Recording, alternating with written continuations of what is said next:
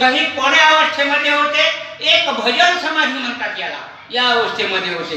आणि भजनामध्ये खरंच आपलाही विसर पडावा आणि जगाचाही विसर पडावा, पण कुणाचा पडू नये? विसरतो न पडावा माझा देवा तुम्हाशी. आणि देवाला आपला विसर नाही पडला आणि आपल्याला जर देवाचा विसर नाही पडला तर ही परमार्थाची सिद्धी आहे.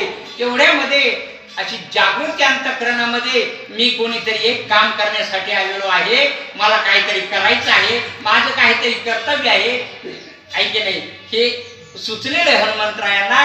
आणि भरताला तर साक्षात्कार झालेला आहे. भरताला हनुमंतराय भेटले म्हणजे. पण भरत सुद्धा सावध अवस्थेमध्ये, परमार्थामध्ये सावध दिसावं पण सावध असावं. आणि लोक काय झाले, सगळे बेसावध आहेत पण स्वतःला काहीतरी दक्ष समजतात. पण जिथं सावध असावं तिथं मात्र लोक सावध नाहीये. चित्त चेतने ते धरित मन पूर्व संकल्प ठवित बुद्धी निश्चया ते अंगीकारित राम कार्यार्थ साधावया. काय मनाचा स्वभाव आहे संकल्प विकल्पात्मकम मन, असं म्हटलेलं आहे. बुद्धी म्हणजे बुद्धीचा निश्चय करणे हे कार्य आहे. आणि चित्ताचं कार्य काय? एक तर चिंतन करणे किंवा चिंता करणे.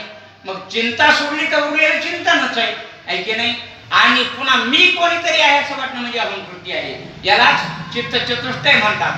मग हे चित्तचतुष्टय आता पुढच्या विषयात तर सांगणार म्हणजे तुम्हाला ऐकायलाच मिळणार आहे विषय. पण ह्या चारही गोष्टी एकत्रित स्थितीला आल्या आणि मन आत्मस्वरूपाच्या ठिकाणी स्थित असतं त्यावेळेला चिंतनच करतं, चिंता करत नसतं. पण आपल्या कामाची तरी चिंता असावी म्हणून चिंतनही करू लागलं भरतांचं आणि हनुमंतरायांचं, आणि चिंताही करू लागलं पुढील कार्यासाठी. अकस्मात सावध होय मने मज झाले काय उगाच येते तटस्थ आहे आठवण हे स्वामी काजा.